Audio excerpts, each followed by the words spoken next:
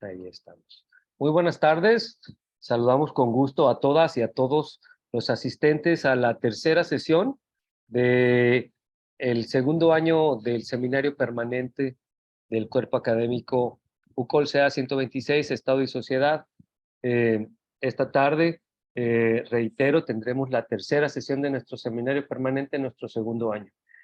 Antes de pasar a saludar a quienes nos acompañan y a nuestro ponente del día de hoy, les vamos a pedir, por favor, a quienes estén en la sesión, se sirvan mantener sus micrófonos apagados en la medida de lo posible y tengan sus cámaras encendidas para seguridad.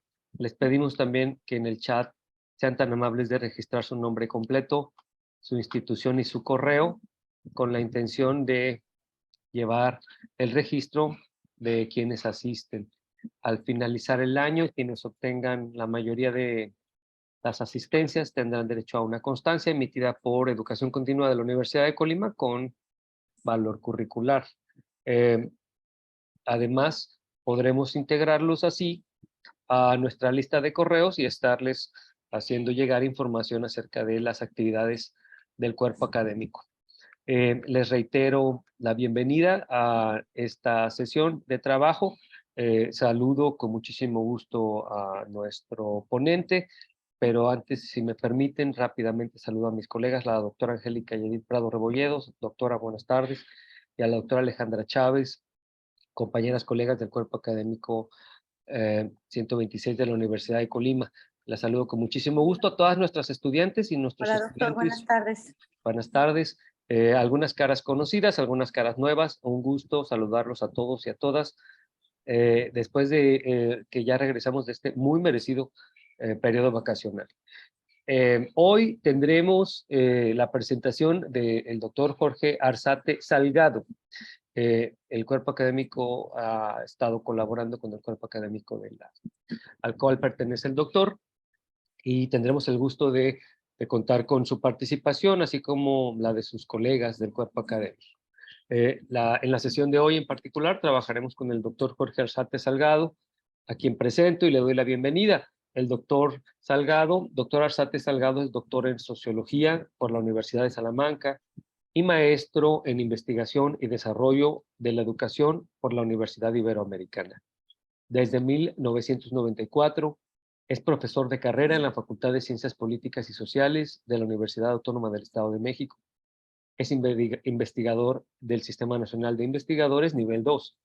Ha trabajado los siguientes temas de investigación: teoría de las desigualdades sociales educativas, políticas sociales y educativas compensatorias en América Latina, sociología del bienestar y determinantes sociológicos de la salud. El doctor Jorge Arzate Salgado comparte de manera gratuita una gran parte de su productividad académica a través del sitio www.jorgearzatesalgado.com. Muy recomendable. Vamos a compartir el enlace en nuestro chat. Muy recomendable la visita a este sitio. Encontrarán materiales de los temas que acabo de mencionar y otros, porque el ponente de hoy tiene además el talento para escribir poesía muy bonita. Ojalá y se den ustedes un tiempo, ¿verdad? Pero el tema que nos ocupa hoy no es de poesía, doctor, ¿verdad? Vamos a hablar de otra cosa. No. Le doy el agradecimiento a nombre de nuestra directora, la doctora María Elena Romero, directora de la facultad, a nombre del cuerpo académico del cual soy responsable, la bienvenida a nuestra sesión, y pues estamos a sus órdenes. Como usted me indicó, le recordaré en el momento en el que sea necesario, que el tiempo se ha agotado. Muchas gracias, doctor. Adelante, por favor.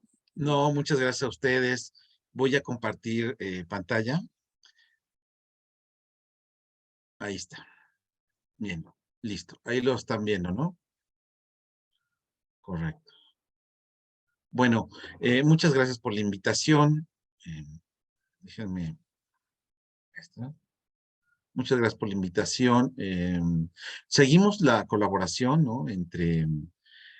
entre el cuerpo académico Estado y Sociedad y nuestro cuerpo académico en la Universidad Autónoma del Estado de México, en Toluca, una colaboración ya larga que se ha venido dando por varios años. Todavía recuerdo que tuvimos, antes de la pandemia, la visita de los estudiantes de Colima, acá a Toluca.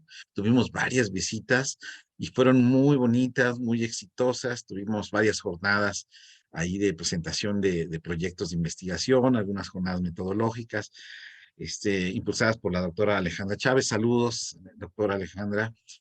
Y bueno, Ya, doctor, muchas tendremos gracias. próximamente, sí, estuvo padrísimo aquello. Y tendremos también en próximas semanas, también gracias a los compañeros de nuestro cuerpo académico, tendremos a José Antonio Trejo y al doctor Dídimo Castillo, que ya también ustedes lo conocen muy bien allá en Colima. Bueno, pues voy a dar inicio a esta charla, es una reflexión. Miren, normalmente yo estas charlas son reflexiones pues, de mi trabajo científico que he desarrollado durante los últimos años. Ya son bastantes años trabajando estos temas. En concreto, de hecho, hay una publicación que se llama así, Praxis Ciudadanas para el Diseño de Políticas Públicas Sociales. Está publicada en una revista venezolana. Si la quieren buscar, lo pueden googlear así el título y lo van a encontrar, ¿no? Es una reflexión, pues, que toca las siguientes preguntas. ¿Qué significa la ciudadanía activa? ¿Qué es la praxis ciudadana? ¿Cómo se genera bienestar en una sociedad moderna, compleja y democrática como en la que nosotros vivimos? ¿Cuál es la relación entre ciudadanía y bienestar? ¿Por qué razón cada vez más se habla de una mejor y mayor participación de los ciudadanos en las políticas públicas, en la discusión de la agenda pública, del diseño, de la implementación y evaluación de las políticas? ¿De qué forma pueden y deben participar los ciudadanos en las políticas públicas?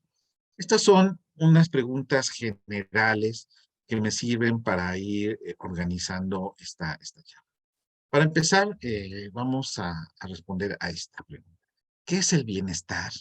¿Cómo es posible producir bienestar en contextos marcados por lo que yo llamo los continuos desigualdad-violencia?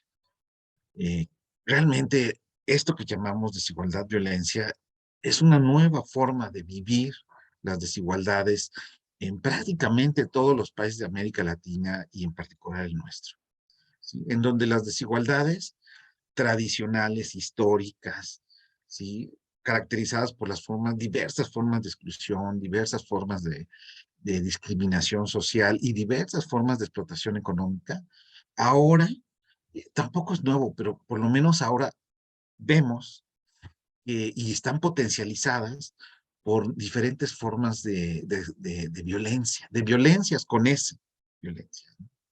Y que entonces esta desigualdad, violencia, este entramado de formas estructurales de desigualdad, con estos sistemas estas formas que adquiere la violencia en nuestra vida cotidiana, pues nos están presentando problemáticas sociales nuevas y que son muy difíciles de atajar desde la administración pública por las políticas sociales, ¿no? Es decir, nosotros debemos de empezar a pensar no solamente ya en términos de cómo solucionar las desigualdades sociales, sino ahora además cómo solucionar las desigualdades sociales cuando éstas están entramadas con diferentes formas de violencia, ¿no? A diferentes niveles. Ahora, sobre todo, y esto es muy evidente para todos nosotros, tenemos dos formas de violencia que nos están impactando mucho a todos los mexicanos. Yo diría que prácticamente toda América Latina, por ahí va la cosa, o se va a poner muy complicado, que es la violencia de género y la violencia que generan los grupos, los cárteles, el crimen organizado, que empieza a tener una presencia muy importante en nuestra sociedad, ¿sí? Entonces, bueno, esta nueva realidad de desigualdad, de continuos de desigualdad, violencia, ¿sí? Pues nos lleva también a problematizar el bienestar, ¿no? Cómo yo trabajo desde la sociología, yo soy sociólogo, por cierto, acaban de anunciar la muerte de de Pablo González Casanova, uno de nuestros grandes próceres, maestros, investigadores de la sociología. Es una pena, lo acaban de anunciar, la UNAM lo acaba de decir. Y bueno, yo soy sociólogo y trabajo siempre desde perspectiva más bien sociológica. Se van a dar cuenta ahorita como, pues yo, casi todos los referentes son sociológicos. Entonces, bueno, creo que el bienestar tiene que ser problematizado de nueva cuenta, ¿no? Y ser, debemos de entender que el bienestar hoy en día no puede ser entendido solamente como bienestar económico. Esto también yo lo he dicho, la economía, sobre todo la economía, ¿no? Por ejemplo, Amartya Sen hace varias décadas nos dijo, el bienestar no es solamente, no, es decir, el ingreso económico, si bien es fundamental, ¿sí? Para acceder a ciertos bienes importantísimos para la vida, no es suficiente. Y ahora, tomando el ejemplo de estas nuevas desigualdades que se llaman desigualdad-violencia, pues es totalmente evidente, ¿no? En nuestras sociedades, en nuestra vida cotidiana, tenemos el problema de la inseguridad ciudadana, por ejemplo, ¿no? Y eso no lo vamos a resolver con nuestro propio ingreso, ¿sí? Esto se va a resolver de otro tipo, acudiendo a otras formas de organización social y por supuesto acudiendo o pensando, desarrollando otras formas de políticas públicas. Eh, y como este ejemplo podemos hablar varios. Ahorita vamos a poner aquí varios ejemplos, ¿sí? Entonces, el bienestar no se produce hoy en día en nuestros países de una forma mecánica, solo porque aparece la Constitución en un texto normativo necesario, indispensable, pues vamos a producir mágicamente formas de bienestar. O incluso si pudiéramos distribuir de forma homogénea el ingreso, cosa que también es una utopía y es un supuesto económico, ¿no? Tampoco tendríamos en nuestras sociedades bienestar de forma plena, porque tendríamos que atajar al mismo tiempo que distribuimos el ingreso, tendríamos que atajar, por ejemplo, formas de exclusión históricas, ¿sí? Formas de discriminación. Ahora la discriminación es otra forma de desigualdad que se nos presenta a los mexicanos desde hace varios años ya, antes de la pandemia más o menos, como una realidad, que además estaba como, entre comillas, oculta, ¿no? Entonces, y también, bueno, debemos de aprender que esta producción de bienestar no solamente la produce el mercado, o no solamente la produce el Estado, los estados keynesianos o sociales, como le quieran llamar, sino también tiene que participar la sociedad. Esto creo que es un tema fundamental, ¿no? Y por eso es importante hablar de ciudadanía desde una perspectiva un poco más amplia, la que se trata normalmente. Y los ciudadanos también tienen que participar en la conformación, construcción de formas de bienestar, ¿no? Tienen que participar de una manera pragmática pero consciente en la producción de este bienestar, ¿sí? De la mano, si ustedes quieren, del Estado, de la mano de los diversos niveles de gobierno, de la mano de la misma iniciativa privada, ¿sí? Y de la misma sociedad civil como un ente diferente, ¿no? Entonces, bueno, hoy estamos hablando de que es necesario, un tema muy importante. Tenemos que revalorar, cuando hablamos de bienestar, y es un tema que yo estaba reflexionando mucho en los últimos años, en el tema de la vida misma. Tenemos que reinsertar el tema de la vida, ¿sí? Como importante en los discursos de producción de bienestar, ¿sí? ¿Sí? Es decir, y vuelvo al inicio, o sea, no solamente la distribución del ingreso nos va a dar bienestar, nos va a abrir las puertas del bienestar, ¿no? Sino que tenemos que empezar a revalorar los procesos sociales, solidarios, comunitarios, eh, que se dan en las zonas de producción de la vida, del tipo de la labor, yo le llamo, ¿sí? Eh, en donde se valora la vida misma. Entonces tenemos, sí, yo creo que es importante, es una ideología a favor del bienestar, ¿no? Reubicar el concepto de la vida como algo valioso en sí mismo, ¿sí? Y esto porque sin esta reubicación ideológica de la vida como valiosa, Es imposible empezar a desterrar, pensar, analizar y actuar en contraformas de formas de violencia, por ejemplo, que sean en la vida cotidiana. Es imposible revalorizar, por ejemplo, el trabajo colaborativo, solidario, organizativo en torno al cuidado, por ejemplo, que es muy importante en nuestras sociedades, entre otras, ¿no? Entonces, bueno, ahí hay de entrada un tema pendiente que es para las ciencias sociales en general, repensar el bienestar, más allá de las mediciones y de los tópicos económicos. No digo que no sean importantes, son muy importantes, pero tenemos que matizarlos con perspectivas, yo diría, antropológicas, filosóficas y sociológicas, ¿sí? Que nos permitan tener una visión mucho más amplia de lo que es el bienestar. Después, bueno, el otro tema, ¿no? ¿Cómo se define la ciudadanía en contextos de sociedades democráticas avanzadas? ¿Qué es la ciudadanía activa? ¿Qué es la praxis ciudadana? Miren, hay muchas formas de definir la ciudadanía. La más simple es la definición jurídica, ¿no? La cual nos dice que la ciudadanía, bueno, pues el ciudadano es aquel que nace en una nación y que, por lo tanto, dado que tiene esa adscripción ciudadana, ¿no? Pues tiene derechos y obligaciones. Perfecto. De ahí también se deriva el asunto de que el ciudadano es el que tiene el derecho de votar y de ser votado. Es decir, participar en la arena política, ¿sí? Algo tan importante para las democracias, ¿no? Pero, y ya aquí recurriendo un poco a la sociología, ¿no? Fíjense que hay otra dimensión de la ciudadanía que parte de este mismo conjunto de ideas, yo diría, ¿no? Pero el cual agrega desde, sobre todo, la sociología orgánica planteada por Emilio Durkheim. Ustedes saben que es uno de los clásicos de la sociología francesa y de la sociología como disciplina, ¿no?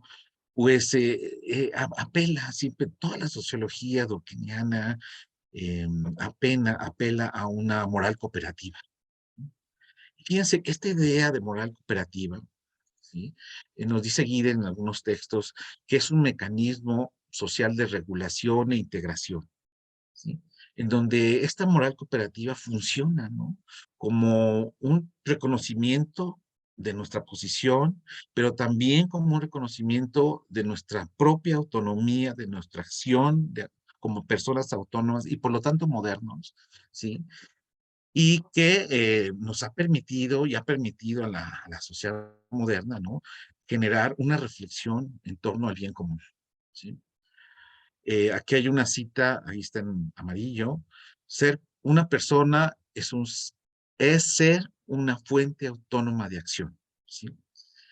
Eh, el hombre moderno es eso. Y el hombre, y agregaría, y aquí, aunque no es lo mismo, lo hago lo uno con esta idea de la democracia, ¿no? O sea, realmente en la democracia los hombres tienen que tener esta autonomía fundamental frente a otras formas de poder, ¿no? Hans Joas, otro sociólogo más contemporáneo, nos dice, ¿no? La solidaridad orgánica de Durkheim sería entonces un tipo de moralidad que surge de los participantes sobre la base de un acto reflexivo acerca de las condiciones universales de su actuar conjunto. Entonces, bueno, aquí la sociología creo que nos da dos elementos para abonar, para ir construyendo un concepto de ciudadanía más contemporáneo, más moderno, más acorde a nuestra sociedad democrática avanzada, contemporánea, si ustedes quieren, ¿no? Que es, sí, la ciudadanía implica la acción reflexiva, la acción autónoma de los sujetos, ¿sí?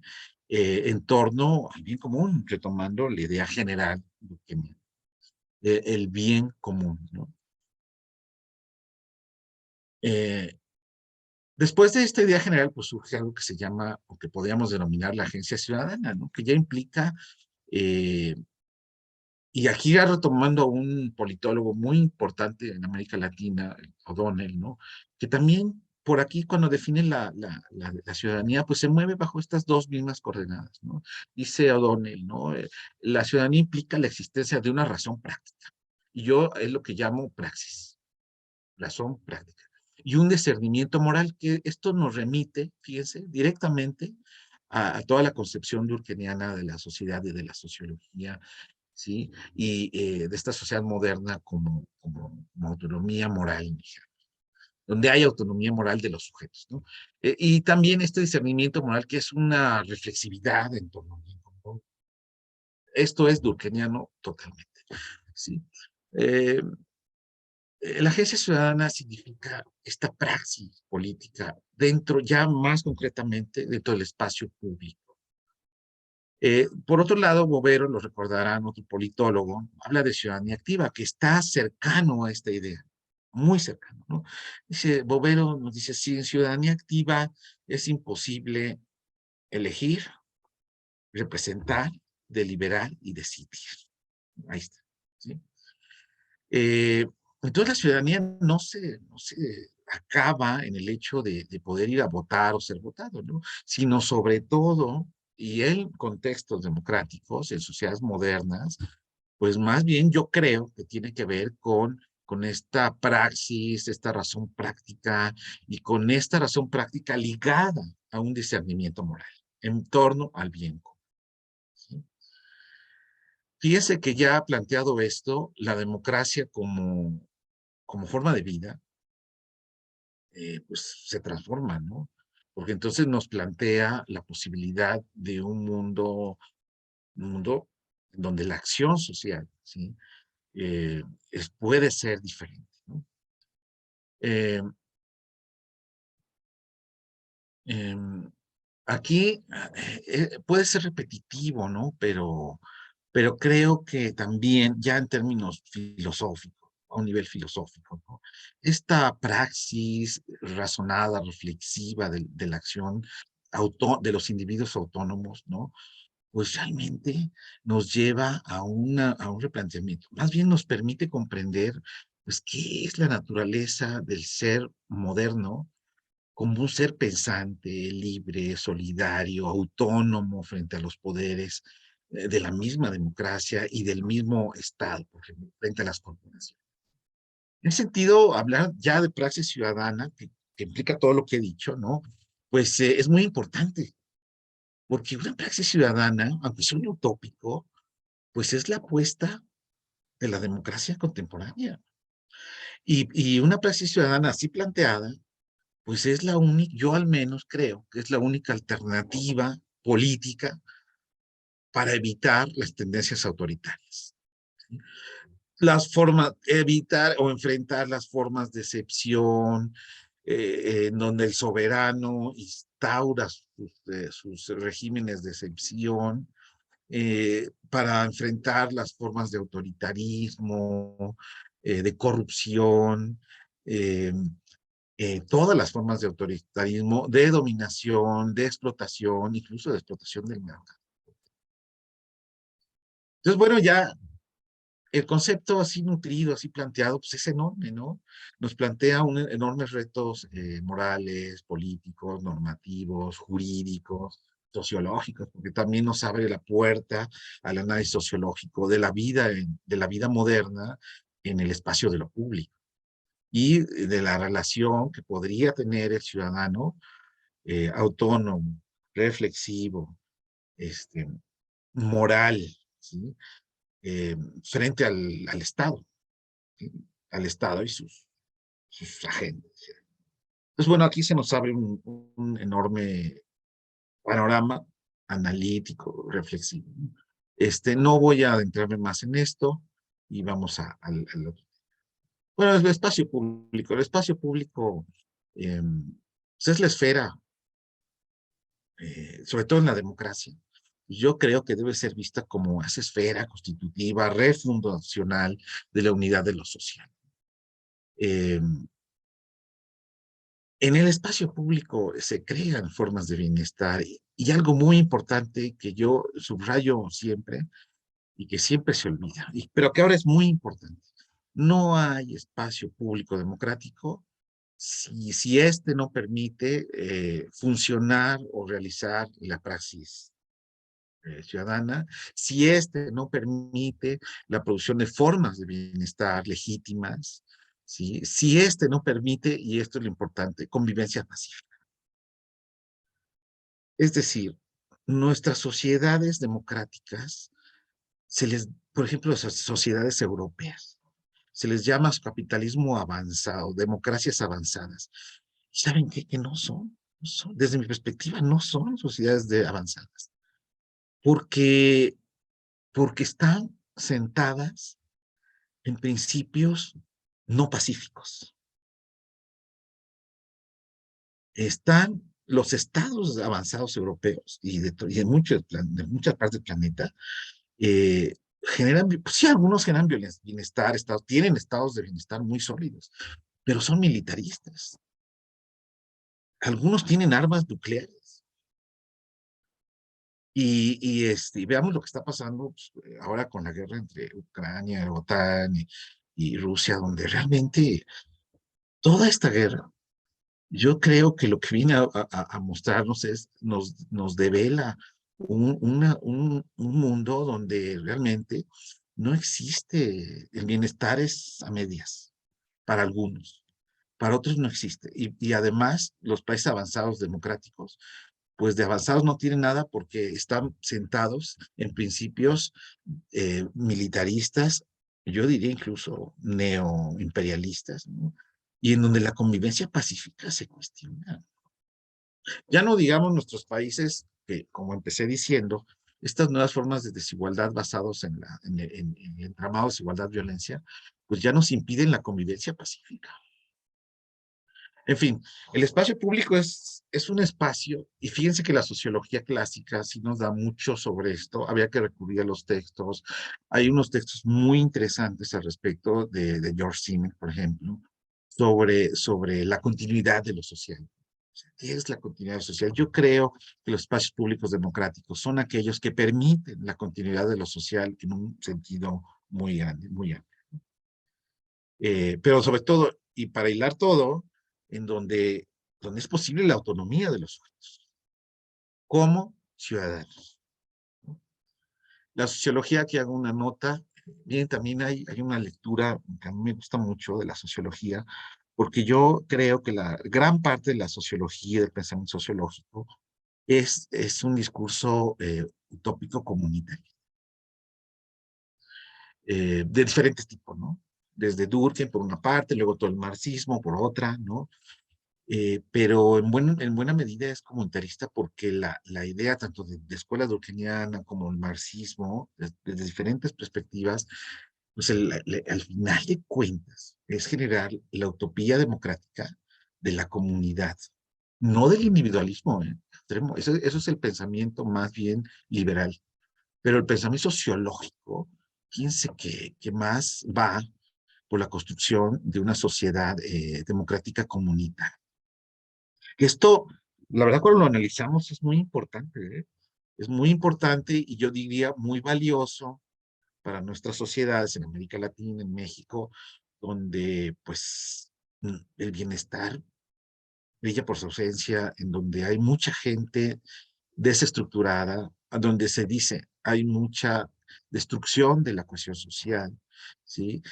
Y bueno, eso lo vemos en nuestras sociedades están rotas, dijéramos, están rotas en términos de sus instituciones, de la vida en las comunidades, en nuestras sociedades en donde comunitaristas, porque también tenemos una beta comunitarista en la cultura mesoamericana que damos también, muy interesante también, pero que finalmente está mucho de esta idea comunitarista tradicional del México, de este México, México como gran civilización, ¿no? Están rotas, se empiezan a romper, ¿no? Empiezan a romperse y entonces empieza a surgir todas estas múltiples formas de desigualdad, violencia, muy poderosas, dije. Hoy en día en México, en muchas regiones de México, la desigualdad, violencia como fuerza social es mucho más potente que la idea comunitarista que nosotros heredamos como nación, como cultura. Eso también es interesante, no vamos a ir más allá y pasamos al siguiente tema, perdón. Bueno, ¿cómo se relaciona la ciudadanía así expuesta con la cultura de bienestar? Bueno, pues aquí yo siempre recurro a Durkheim, ¿no? Me gusta mucho, creo que es como la base para esto. Pues miren, la construcción ciudadana del bienestar supone una moral propia, como yo dije, de la democracia democracia, con praxis política, pero sobre todo de la solidaridad, que está basada en la solidaridad. Esta solidaridad que supone la conciencia del individuo, esa conciencia moral del individuo, ¿no? Eh, que sin la cual es imposible esa acción solidaria. No es la solidaridad mecánica, la solidaridad orgánica durkheimiana, ¿no? Que es la base de esta idea Durkheim, que traía todo su grupo, de esta idea del capitalismo comunitarista, de alguna manera, frente a las propuestas incluso marxistas, ¿sí? Que eran más beligerantes, ¿no? Que son, sí, en cierta forma más beligerantes, o el liberalismo extremo, que piensa, que centra más el discurso de la civilización en torno al individuo, y sus versiones extremísimas, como es el neoliberalismo. Eh, ya dije, ¿por qué es importante hablar de ciudadanía en los procesos de políticas públicas? Ya concretamente, es políticas públicas, la acción del Estado democrático, ¿no? Concreto, pues para evitar prácticas autoritarias. Esto es, creo que, lo más importante. No puede haber en los procesos de las políticas públicas, en la acción gubernamental democrática, así llamada democrática, procesos de dominación vertical. Y ya cuando planteamos esto y vemos, empezamos a ver cómo funciona, por ejemplo, la política social en México, por dar un ejemplo, vemos que pues, sí, este ideal está muy lejos. Para evitar, como ya dije, estados de excepción, recordemos a Gamben, para evitar relaciones de dominación asimétrica, para evitar formas de explotación económica, aunque a algunos no les guste el tema de explotación, pero que es muy importante en América Latina seguir pensando en términos de explotación, pues porque las dotaciones asimétricas de recursos, pues existen, incluso llegando en muchos países, incluso en el nuestro, hablar de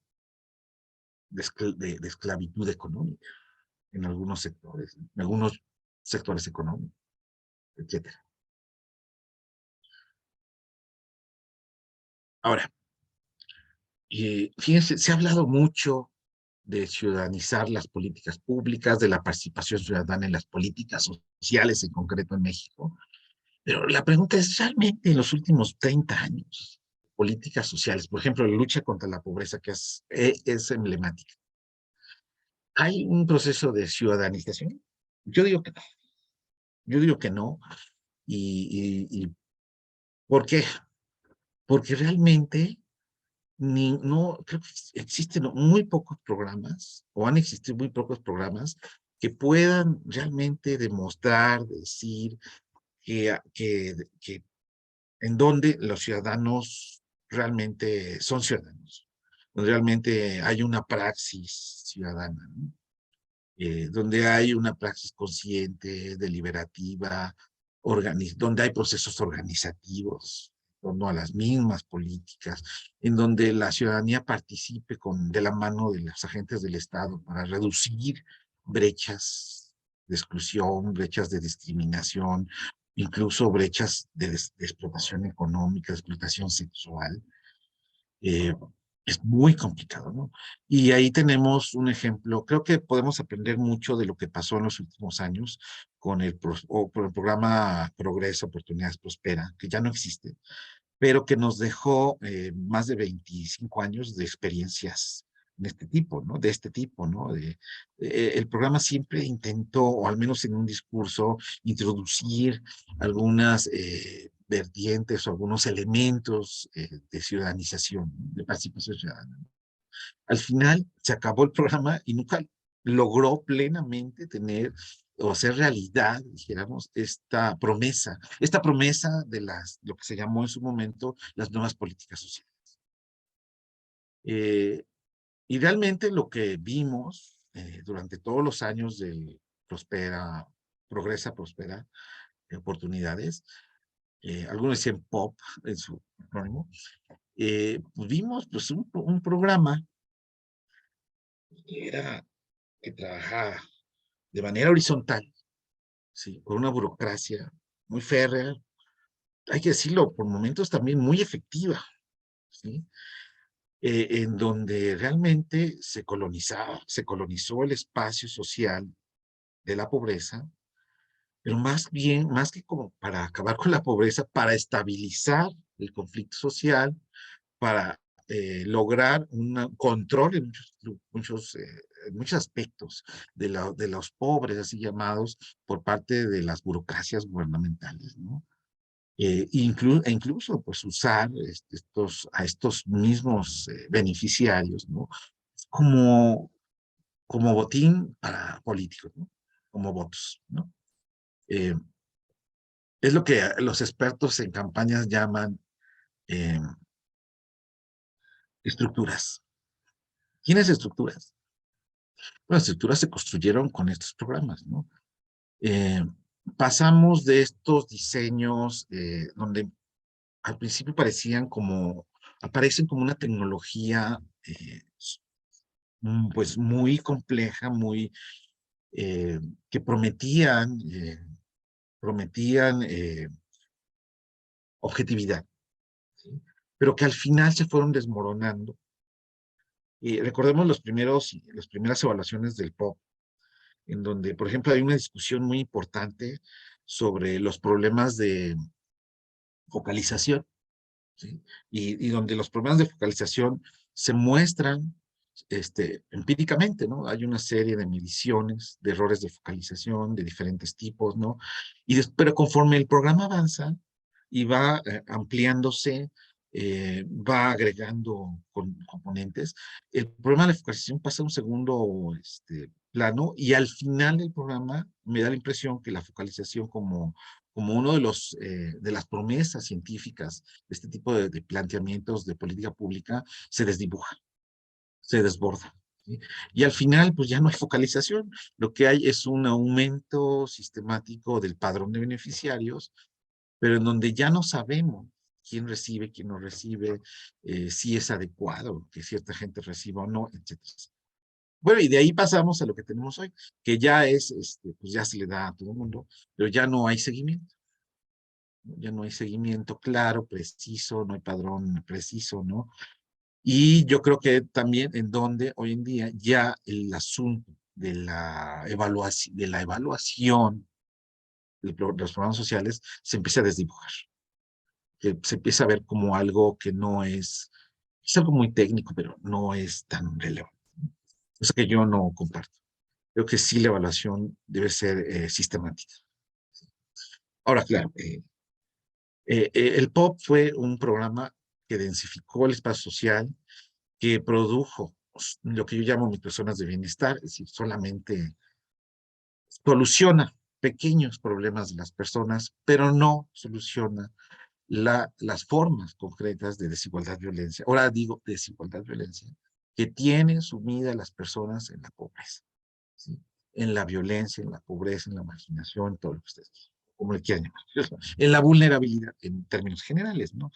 Miren, el POP nunca se planteó, por ejemplo, eh, un seguimiento de las familias real, sistemático, real, ¿no? Eh, las familias nunca egresaban del programa, cosa que sí hubo en otros programas en América Latina, ¿no? ¿Qué significa que una familia egrese del programa? Pues que ya no sea pobre. En nuestro país, ¿no? En nuestro país el programa, pues, incorpora a una familia y se va a la familia 25 años y sigue en pobreza, ¿no? Nunca sale de la pobreza. Entonces, bueno, ahí ya, hay mucho que esta experiencia, como yo dije, de programa social nos debe enseñar y este conocimiento nos debe llevar a un planteamiento diferente de políticas sociales, en donde ojalá algún día el componente de participación, de práctica ciudadana, sea real. Estos programas tipo POP lo que hicieron, desde mi punto de vista, fue estabilizar la pobreza. Es curioso que el POP nunca pudo realmente introducir una vertiente productiva en el programa. Lo intentó, no pudo, ¿sí? ¿Por qué? Las vertientes productivas, y viendo otros ejemplos en América Latina, son, implican una participación de las personas, implican algo que la sociología llama contingencia. ¿Sí? Es decir, una razón, una acción social creativa de las personas. Curiosamente, el pop no pudo, no pudo asumir este tipo de vertiente productiva. Y fue uno de los principales problemas. Y además, durante todos sus veintitantos años, en todos los reportes de evaluación se decía lo mismo. Es necesaria una vertiente productiva. Pues se intentó, al final se intentó, pero no se pudo. Ahí también eso nos debe de alertar de por qué no se pudo, por qué el programa no estaba preparado para esta acción social creativa, contingente de los beneficiarios. Entonces, bueno, creo yo que debemos avanzar en un futuro a modelos de políticas sociales, política pública, pues que empiece a comprender qué es realmente la participación ciudadana. La participación ciudadana no es la corresponsabilidad, es una parte, pero no es ni siquiera la parte más importante. ¿Sí? Recordemos, la participación ciudadana es siempre, el principio básico es la autonomía de las personas. Ahí está. Y por ejemplo, cuando hablamos de autonomía de las personas, por ejemplo, cuando hablamos de género, ahí se nos abre otra gran cantidad de interrogantes, ¿no? O sea, las mujeres que viven en pobreza tienen autonomía frente a los programas sociales. ¿Cómo podrían ejercer su autonomía? ¿Cómo podrían ejercer su organización y su conciencia como mujeres frente a muchas formas de explotación, de violencia de género que viven? ¿Sí? No sé si esto abre muchas preguntas, ¿no? El tutelaje de las políticas sociales tipo POP, y yo creo el fracaso de las nuevas políticas sociales asistencialistas y yo diría basadas en prueba de medios, pues generaron, al menos en nuestro país, y yo creo que en América Latina la cosa es más o menos anda por ahí, más bien un paternalismo. El tutelaje, que es un término que yo saco de la obra de Castells, ¿no? El tutelaje no es nuevo. Las formas de tutelajes del Estado se han dado en el mundo, en todo el mundo, en Europa se dieron, en Francia se dieron antes de la democratización del siglo XX, se dio durante todo el siglo XIX, parte del siglo XX, ¿no? Y en México se repitieron, en América Latina se repiten, ¿no? O sea, todas estas políticas que en lugar de generar a ciudadanos autónomos no pobres, generan todo lo contrario, ¿no? Personas dependientes del Estado, eh, y en donde el Estado es visto como un padre, ¿no?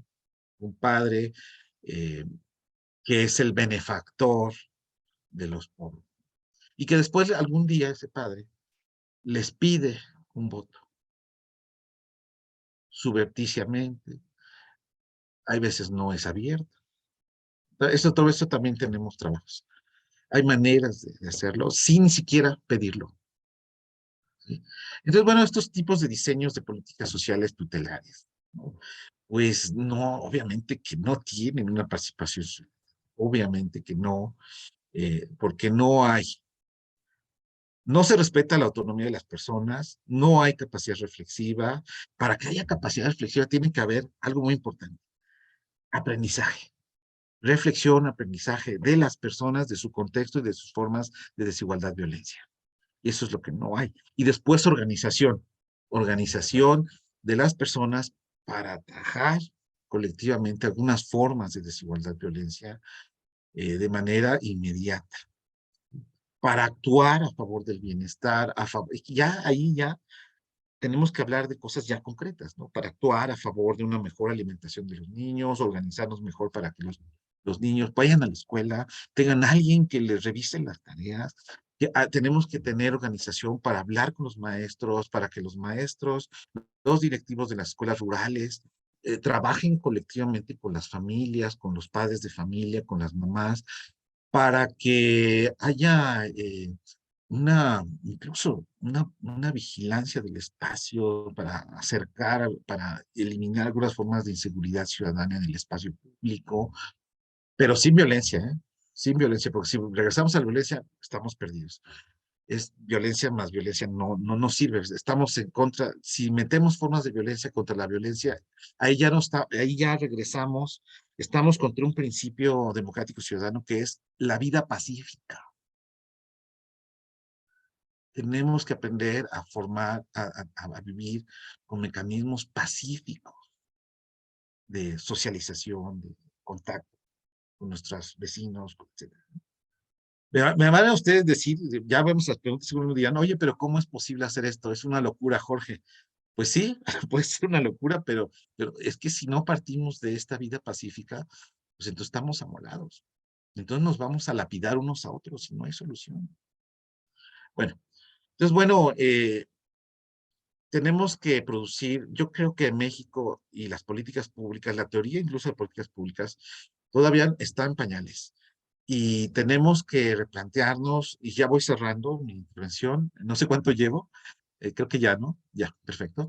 Tenemos, esta no, ahora sí tendríamos, ojalá, que replanteemos en algún momento, y creo que las ciencias sociales, todas las ciencias sociales tienen que contribuir a esto, tenemos que replantear el sentido del bienestar, la importancia de eliminar la desigualdad, violencia de nuestras vidas, de nuestros barrios, de nuestras comunidades, de nuestras familias. ¿Sí? Tenemos que replantear la importancia del cuidado, la importancia de la cohesión social como un fin último de nuestras sociedades democráticas, ¿no?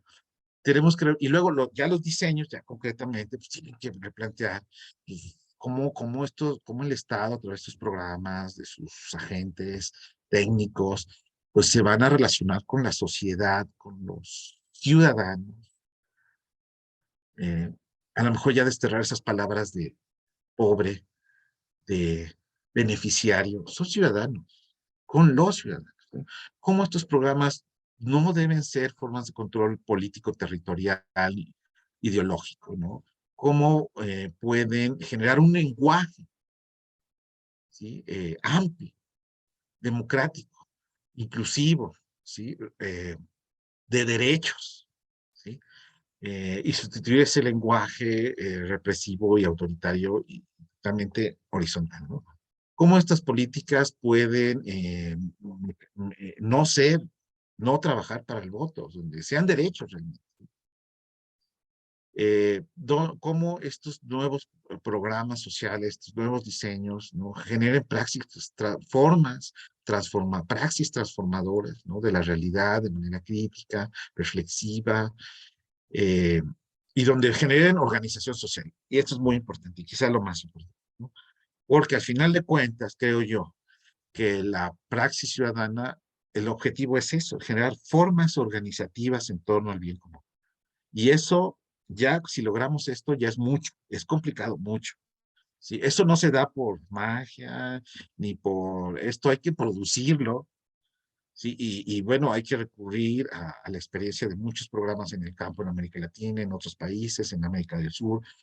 Y esto, pues hay que recurrir, hay que echar mano de trabajadores sociales, de pedagogos, de sociólogos, de trabajo social, ¿sí? Porque no se da solo, no se da solo, o sea, si se diera solo, pues sería mágico, ¿no?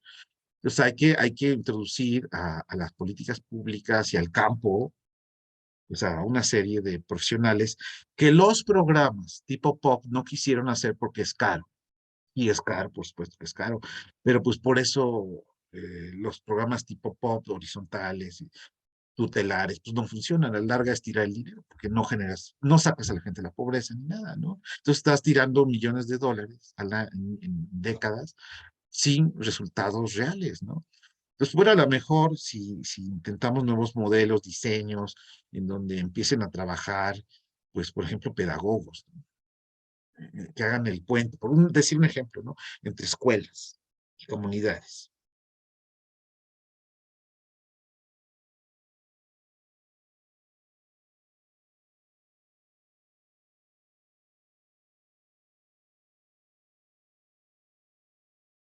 Inclusión educativa de niños en desventajas. En fin, esa es la idea, ¿no? Son muchas ideas, si ustedes quieren, me van a perdonar, pero bueno, esa es la idea. Y bueno, finalmente, hablar de praxis ciudadana es un arte político. Es un acto político de producción del ciudadano, sí, de defensa del mismo ciudadano frente al Estado y sus intentos autoritarios, verticalistas de dominación y de autonomía, de producción de autonomía eh, y por lo tanto de reafirmación de yo diría de las libertades y del sujeto mismo en el mundo moderno. Bueno, aquí termino. Eh, Vamos a dar paso sí a unas preguntas, ¿no? Gracias. Muchas gracias, doctor Arzate. Eh, eh, de verdad que sumamente interesante la charla. Muy agradecidos. Antes incluso de que ya terminara la charla, había preguntas en lo que se alistan las y los compañeras. Les voy a hacer lectura. En particular, hay una de nuestras asistentes. eh, Dice, es Blenda. Dice, Ah, actualmente la universidad como institución está formando jóvenes para una ciudadanía reflexiva. Para dicha praxis, es una pregunta, repito, de Blenda. Actualmente la universidad como institución está formando jóvenes para una ciudadanía reflexiva para dichas praxis. Dice, continúa, tenemos el caso de Coahuila en que los estudiantes, ante los más de 700 millones de pesos, no mencionaron nada. Asumo, Blenda, que se trata de esta irregularidad, ¿verdad? En la justificación de los 700 millones del sector salud del estado de Coahuila. Asumo que es por ahí, si está Blenda y quiere hacer uso de la voz directamente, y si no, doctor, por favor, si gusta. bueno, sí me escucha. Bueno, esto es una buena pregunta, pero sí difícil de responder, ¿no? Y muy difícil. Todos nosotros somos profesores de ciencias sociales y bueno, yo al menos mi experiencia y la reflexión que estoy haciendo desde mi universidad, desde mi trinchera, dijéramos, es que creo que nos estamos quedando muy cortos en la formación, por ejemplo, de sociólogo, ¿no? O sea, hemos puesto mucho énfasis en la formación científica estadística, por ejemplo. Y, por ejemplo, nosotros creo que hemos descuidado mucho la formación quali, ¿no? Entonces, y bueno, y todo, también esto se debe a otros factores, a la violencia que hay en nuestro país. Entonces, ahora ya nos da mucho miedo sacar a nuestros muchachos al campo, ¿no? Porque sí, la verdad está complicado, ¿no?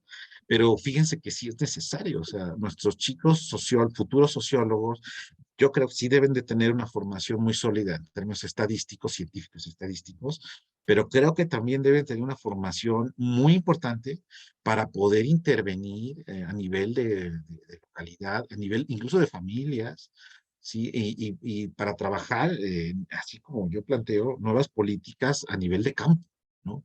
Y ahí sí nos estamos quedando muy, pues la verdad, nos estamos, por las mismas circunstancias incluso, nos estamos quedando un poco rezagados, ¿no? También hay rezagos en términos del mismo pensamiento, ¿no?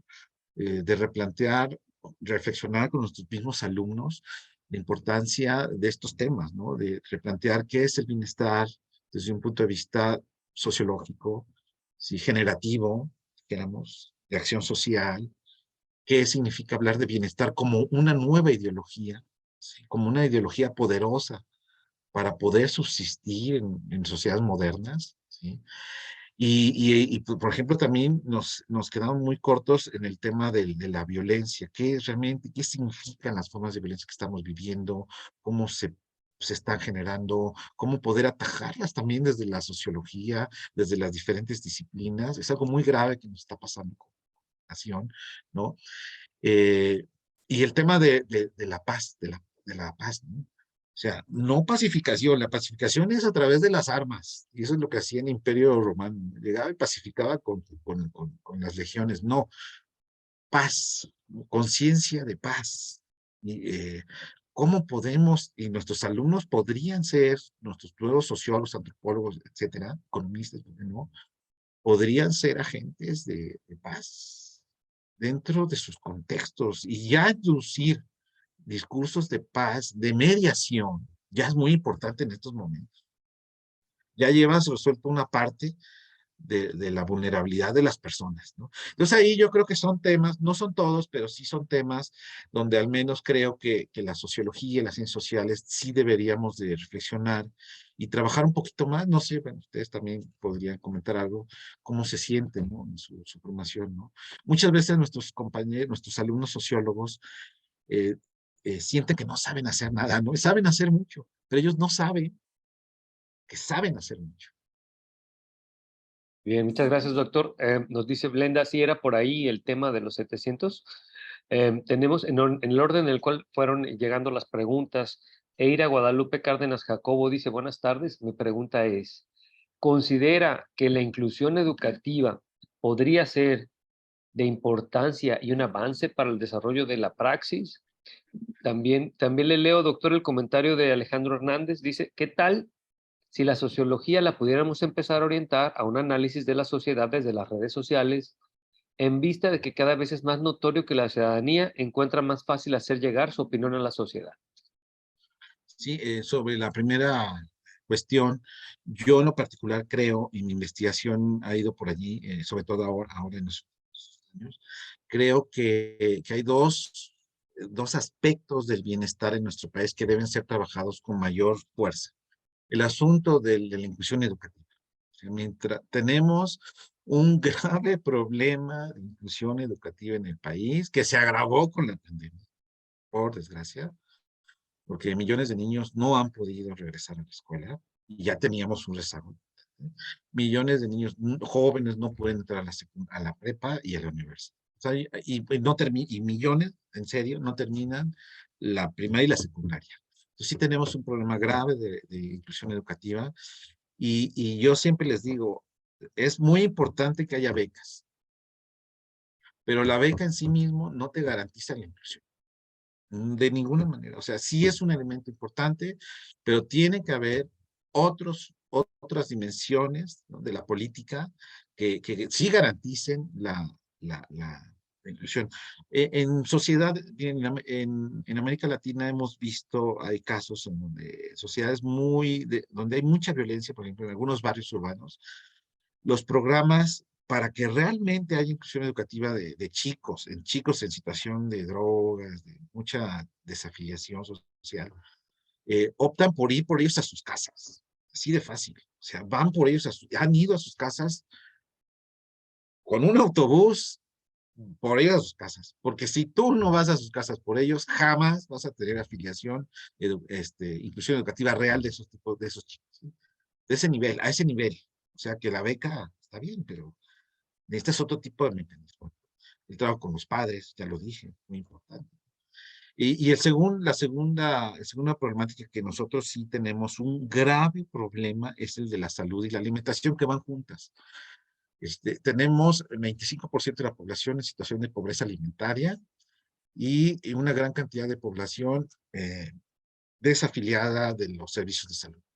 Esto se agravó también con la pandemia y ahí tenemos algo que hacer. Tenemos que mejorar nuestras políticas públicas, pues de inclusión a la alimentación y de inclusión a la salud, ¿no? Si no tenemos una población bien alimentada, que garanticemos su acceso a la salud pública y a la educación pública, miren, yo creo que nuestra sociedad, por mucho que crezca el Producto Interno Bruto, vamos a tener problemas muy serios, tendremos problemas muy serios, pues como los que tenemos de pobreza, de destrucción de la cohesión social, de violencia. Y bueno, lo de las redes, bueno,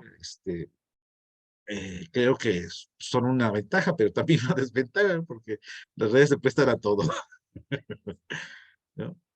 Creo que las ciencias sociales debemos de hacer más para crear una nueva conciencia, una ideología poderosa, potente, del bien común, ¿no? Y ahí hay veces nos perdemos un poco, ¿no? Gracias, doctor. Otra pregunta de Blenda.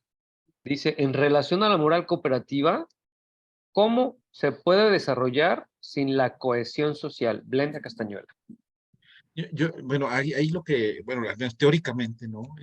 Tiene que haber esa reflexión, ¿no? Como seres autónomos que somos, ¿no? Una reflexión bien fundada, ¿no? También O'Donnell habla de esto cuando habla de ciudadanía, ¿no? Esta reflexión moral, esta capacidad moral, ¿no? Producida desde nuestras familias, pero también inducida por el Estado, inducida por las universidades, por los universitarios, ¿por qué no? Por los sistemas educativos, ¿no? Eh, Creo que en ese sentido sí estamos todavía muy lejos de producir esta conciencia colectiva del bien común, de la necesaria existencia de, de empezar a cambiar incluso nuestro chip civilizatorio, ¿no? Yo pienso que tenemos todas las sociedades modernas, tenemos vemos, hemos visto tanta violencia, que tenemos un chip de la violencia metido que es muy fuerte y muy superior a lo que podría ser un imaginario del bien común. Habría que cambiar, ¿no? Estos imaginarios violentos por imaginarios en torno al bien común, ¿no? Esto es una acción cultural realmente, ¿no? Muy profunda, que también la sociología, todas las ciencias sociales, creo que tenemos que reflexionar mucho al respecto, ¿no? ¿Sí? Porque la violencia está, sobre todo en la juventud, pues está en todos lados, ¿ves? En los videojuegos, en las películas, en nuestra vida cotidiana.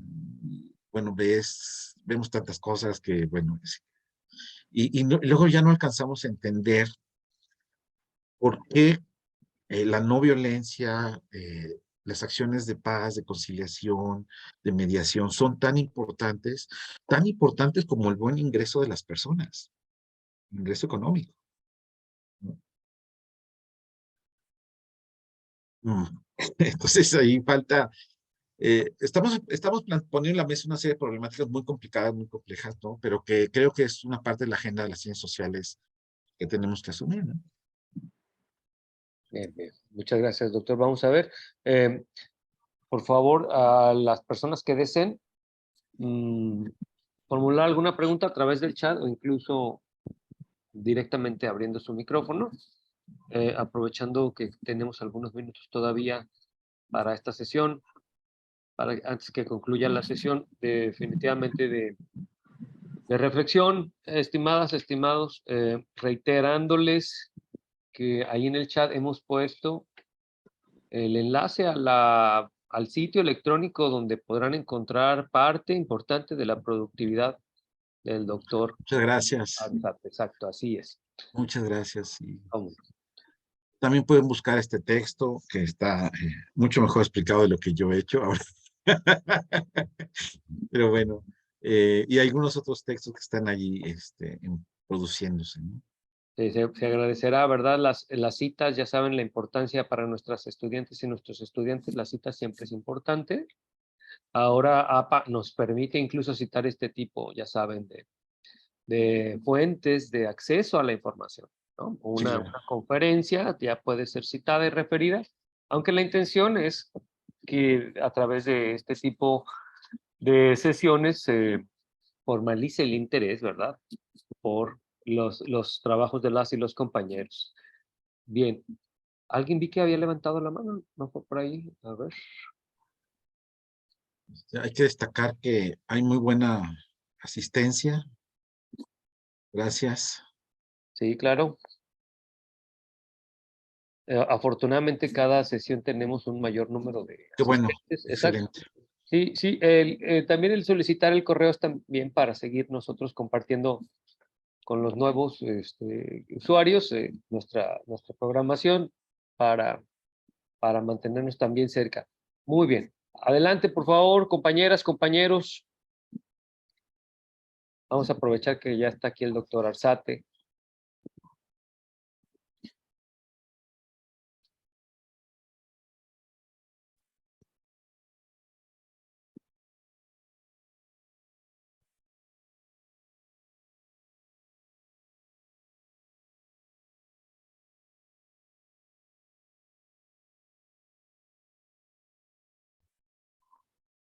Bien, parece Yo creo que están esperando que la toma de Alguien, la alguien que se toma de la anime, ¿no? foto, la toma de la Alguien que se foto. anime. La foto. Está bueno. Está bien. Sí, sí, la verdad que bien interesante la propuesta. Yo me quedo con un montón de cosas dándole vuelta.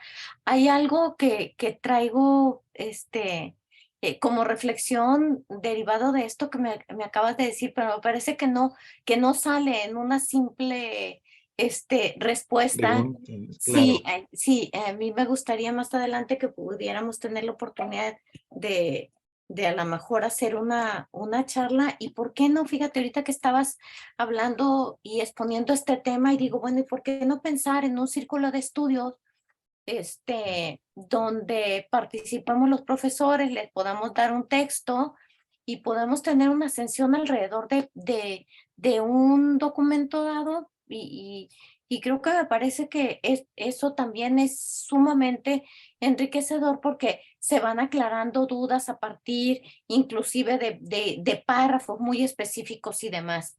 Entonces Sí. yo por ahí dejo Igual, igual la ya ves que inquietud. Ajá. está ahí la propuesta de un como seminario, ¿no? Podríamos aprovecharlo.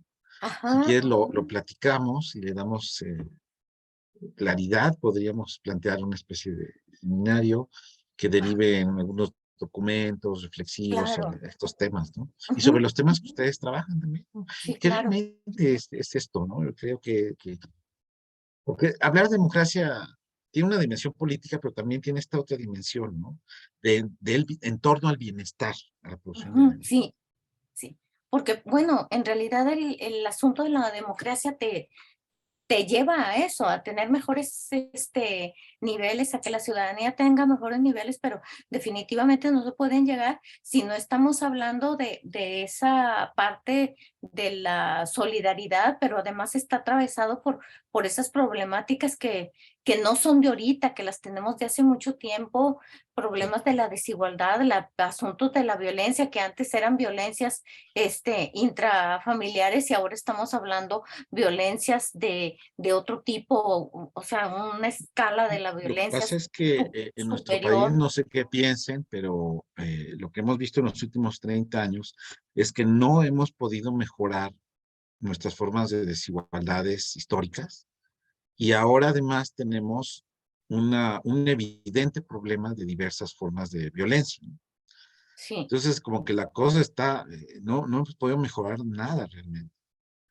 sí, no Eh, sé, a mí me queda duda, exactamente, es un asunto cruzarlo precisamente con las políticas sociales que se han implementado en nuestro país, pero no solamente las que se han implementado y que bueno, que ya sabemos que no se lograron de disminuir los niveles de pobreza, pero sin embargo a mí me queda la duda de si esta política social que estamos teniendo ahora en este sexenio va a lograr. Yo tengo mi duda porque, por ejemplo, yo me doy cuenta que muchos de los chicos que en realidad no necesitan la beca para sus estudios, para mejorar cuestiones de bienestar y demás, porque tienen otras situaciones y otros entornos económicos, pues lo utilizan para otras cosas. Y me pregunto si eso en realidad será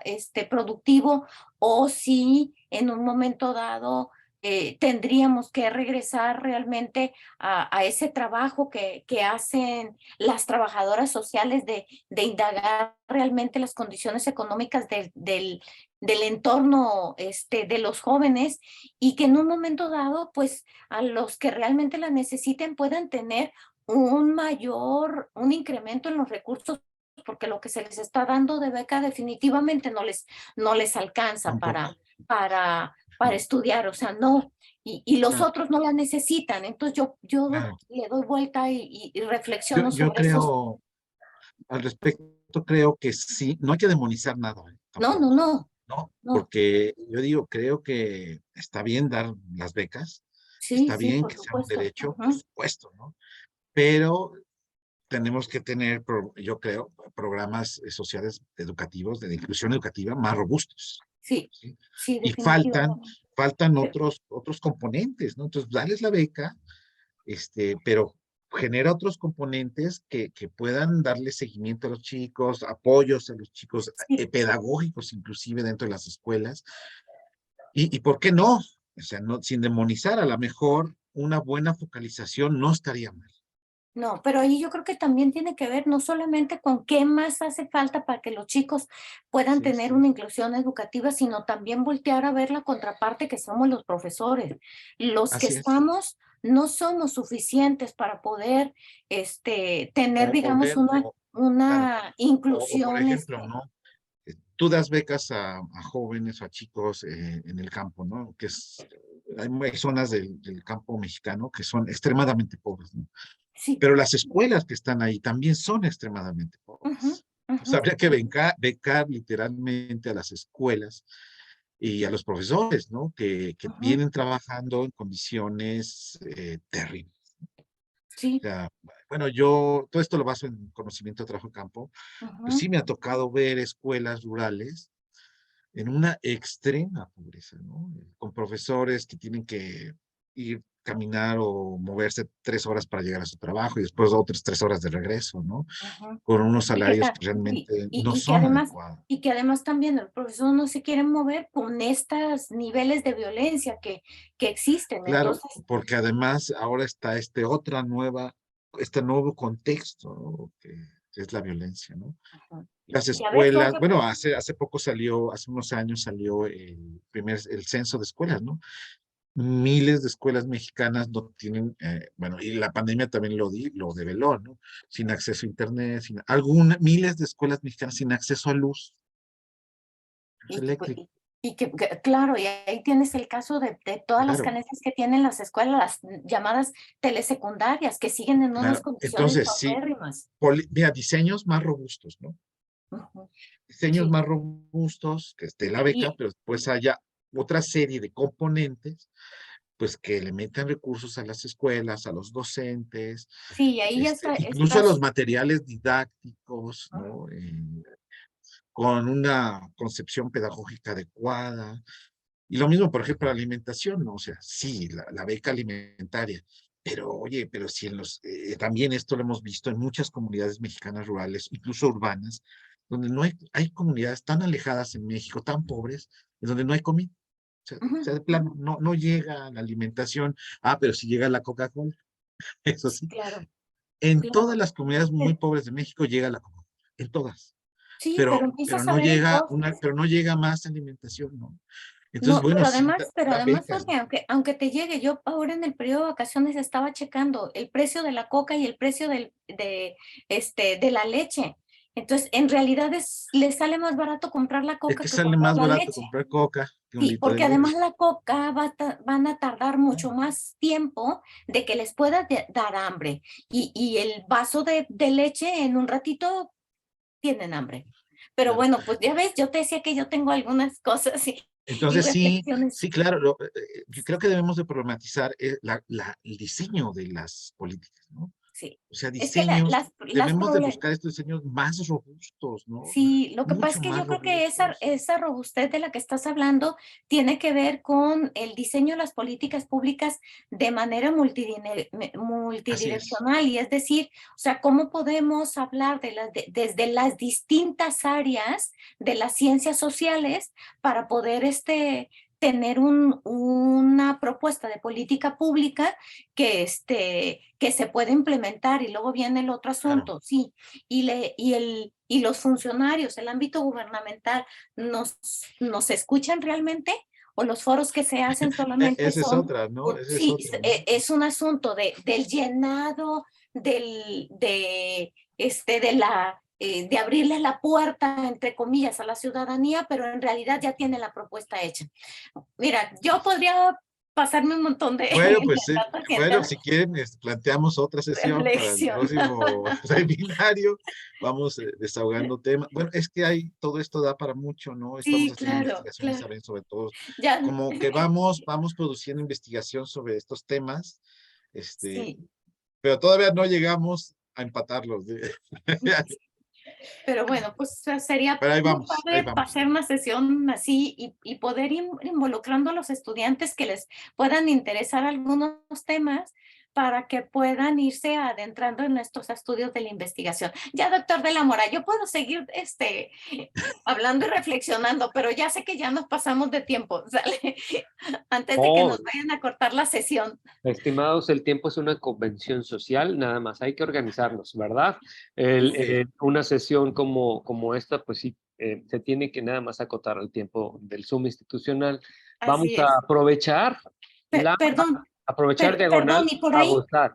perdón, doctor de la Mora, nada más decirle al doctor Arzate, que por ahí esta chica Brenda Sí, hace, una pregunta más, a lo mejor la pudieras, sí, ¿cuál es? Es rescatar. que no sé cuál es. A ver, La última, la renta, yo la tomo, te la mando al WhatsApp, doctor, y sí. y por ahí si después pudieras ponerle un Ah, la textito a renta esta básica, niña ya la y se vi. lo podríamos responder, no sé si te parezca, y así para ya Bueno, no sobre la pasarnos renta de universal puede ser, pero también tiene sus problemas. Creo que ya ahorita para responderles es complicado. Pero bueno, sí, ok. Queda creo que tenemos una última más, un espacio más, a ver, para la maestra Caro Venegas, el Ok, que la tenemos aquí. Maestra, así, sí la ¿quiere, estoy quiere viendo, usted? maestra Caro. Exacto. Adelante, Sí, a Sí, ver, venga, por favor. gracias, doctor. Muchas felicidades, muchas gracias por lo que nos gracias. comparte. Compartirle y sobre todo conocer su opinión sobre la evaluación de impacto en las políticas sociales. He estado viendo, investigando sobre el tema y observo que es prácticamente nula por los altos costos que implica. Entonces, realmente no tenemos un parámetro para la toma de decisiones para decir si está contribuyendo al bienestar o no está contribuyendo al bienestar una política social, bueno, una política pública a través de una política social. Entonces, quisiera conocer su opinión sobre la evaluación de los impactos en las políticas públicas. Sí, yo sí creo la necesidad de que haya evaluación de política pública. Defiendo la evaluación, ¿eh? Porque últimamente como que veo que empezaron a ver que como que la evaluación no era necesaria y la evaluación es necesaria. Ahora, hay diferentes tipos de evaluación. Sí debe haber evaluación de eficiencia, evaluación de, por ejemplo, de los costos, de eficacia, de eficiencia y de impacto. Pero yo sobre la evaluación de impacto sí tengo mi muy particular punto de vista. Creo que hay que ir por las evaluaciones ciudadanas, es decir, cualitativas. Es decir, donde podamos conocer la opinión, ahora sí, de los beneficiarios, ¿no? Una opinión libre, reflexionada, sobre todo a base de su experiencia, ¿no? Creo que ahí todavía tenemos un problema conceptual, porque tenemos que conceptualizar de nueva cuenta qué es el impacto de una política. Y yo me gustaría pensar que el impacto es cómo transforma una política la vida de las personas en términos de sus carencias reales, vulnerabilidades y situaciones de desigualdad y de violencia. Pero ahí ya le estamos introduciendo algunos temas complicados que hay veces cuando vamos a evaluaciones de impacto, estas sobre todo que son muy científicas o que no están mal, pero creo que habría que complementarlas con algunas versiones mixtas, de metodologías mixtas, ¿no? Sí hay que captar la concepción de la experiencia de las personas. Por ahí hicimos una evaluación para evaluar Ciudad de México, que me gustó mucho su resultado, porque sí, más que ir por indicadores, lo que hicimos es mesas de discusión. Sí, ahí la mesa de discusión se muestra como una técnica muy rica para lograr, para captar, ¿no? Lo que una política realmente pública social, pues hace en la vida de las personas, que sería como interesante, para mí lo más interesante, ¿no? ¿Sí? Y después están junto a esto, sí, las otras evaluaciones, pues bueno, para ver cómo el gasto y la ejecución, pero eso es complementario, pero creo que lo más importante es ver captar, el evaluador tiene que captar cómo una política transforma la vida de las personas o no la transforma. Bueno, ese es mi punto de vista. Muchas gracias, doctor. Excelente. Muy bien, ahora sí que ya estamos sobre el tiempo. Se hizo lo mejor posible, se respondieron, entiendo, todas las preguntas. Igual le vamos a hacer llegar una copia del chat al doctor Arzate, a todas y a todos Sí, los gracias. asistentes para que esté al tanto de las preguntas, que también son a veces muy buenos detonadores, ¿verdad? Sí, claro. Del Claro, sentir de sí. nuestros asistentes. A las y los estudiantes, colegas, compañeras y compañeros, pues les recordamos que hay una página en la cual pueden ustedes a conocer parte de la obra del doctor Arzate. El enlace disponible también en el chat. Nos atrevimos a compartir el chat también del cuerpo académico. Estaremos muy contentos si nos visitan, se suscriben para que estén al tanto del trabajo que hacemos como grupo colegiado que conforma la doctora Alejandra Chávez, la doctora Angélica Prado, el doctor Nande, que está colaborando con nosotros, el servidor que está ahorita como responsable. Antes de concluir, les invito, tenemos la sesión 4 el día 9 de mayo, ¿verdad? Vamos a tener la sesión 4 el día 9 de mayo con el doctor José Antonio Trejo Sánchez. Muy recomendado también, colega y parte de nuestro grupo académico acá en Toluca. Sí, Se lo recomiendo mucho, la verdad, mucho, mucho. Les va a 5 gustar. de la tarde, movimientos estudiantiles y su lucha por la democracia. Como saben, les vamos a estar recordando, nos hemos dado cuenta que la forma más eficiente es recordarles, publicar algunos días antes, pero recordarles el mismo día.